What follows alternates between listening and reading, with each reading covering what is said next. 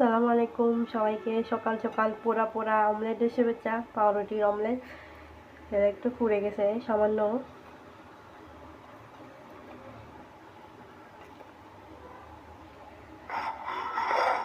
এই যদি হয় রাঁধুনির অবস্থা, দেখছেন এগুলো এগুলো কিন্তু মানে বেশি বেশি গাঢ় বাদামি কালার হয়ে গেছে।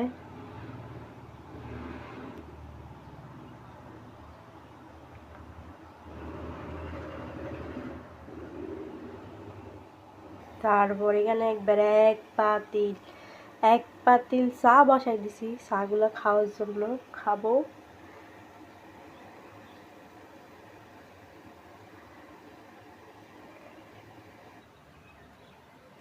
আর এদিকে পরিবেশ আছে পরিবেশের মতোই, শান্তশিষ্ট, সবুজ।